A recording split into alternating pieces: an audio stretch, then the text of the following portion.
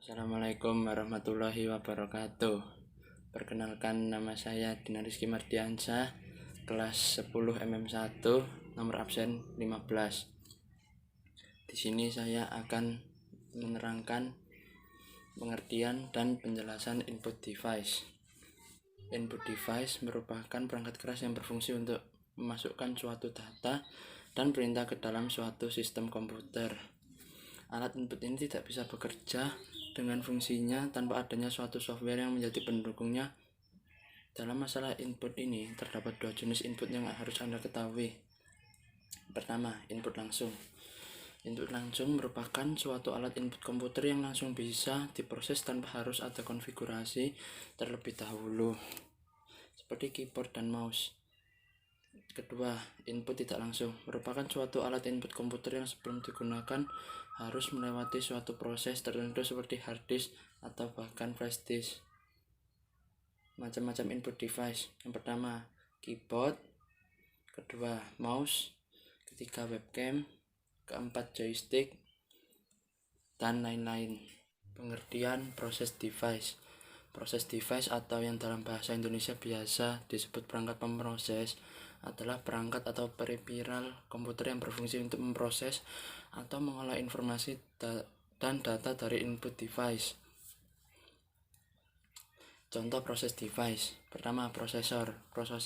Prosesor adalah komponen komputer yang biasa disebut otak komputer. Prosesor berfungsi untuk menjalankan dan mengendalikan kerja komputer. Kedua, motherboard.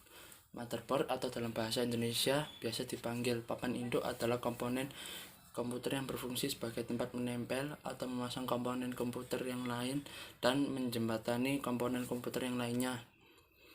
RAM atau biasa disebut Random Access Memory adalah komponen komputer yang berfungsi untuk menyimpan semua proses yang sedang berjalan di dalam komputer untuk sementara, dan ketika komputer mati maka seluruh data di dalam RAM akan hilang. ROM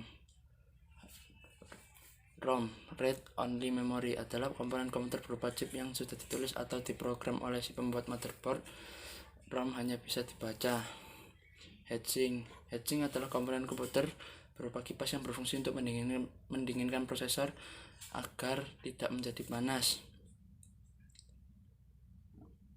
VGA card atau yang dalam bahasa Indonesia disebut kartu grafis atau kartu video adalah komponen komputer berupa kartu ekspansi yang berfungsi untuk memproses data menjadi tampilan-tampilan dan merender gambar.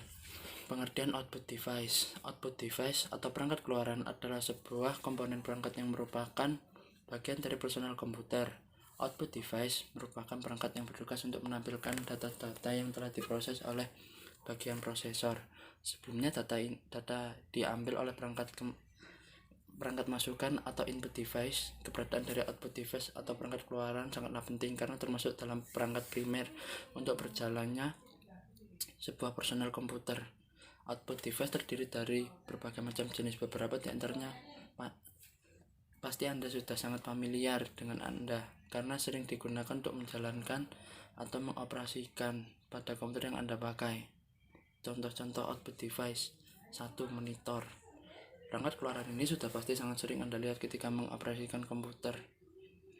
Monitor merupakan bagian dari perangkat keluaran karena fungsinya yaitu menampilkan berbagai macam tampilan data yang perlu diketahui oleh pengguna komputer.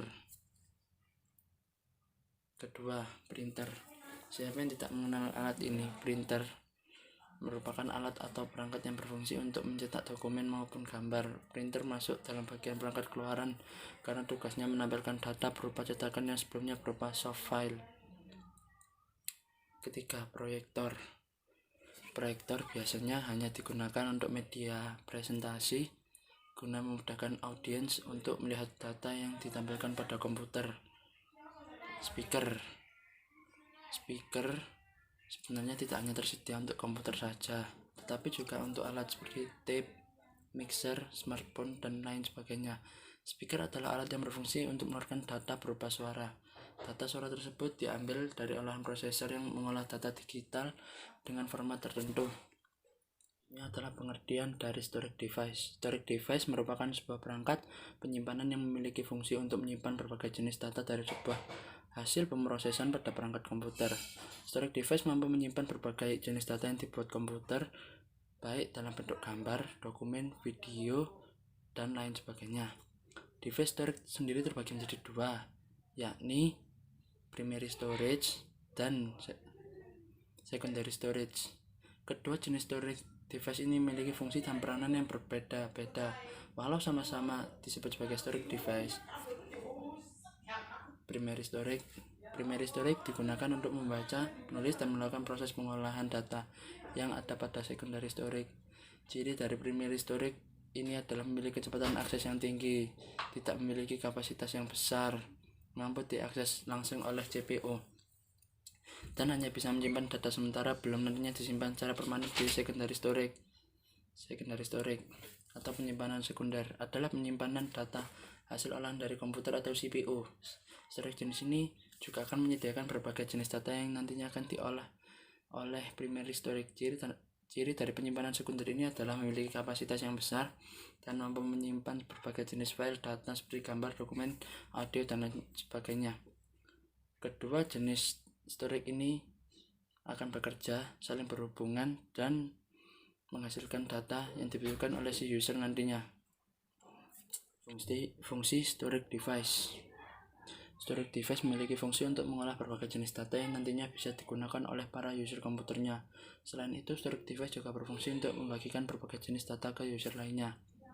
Selain storage device yang ada di perangkat komputer saat ini, juga ada storage device portable yang berfungsi untuk memindahkan data secara cepat hanya dengan memindahkan storage device tersebut ke komputer lainnya. Storage device ini biasanya disebut dengan flash disk.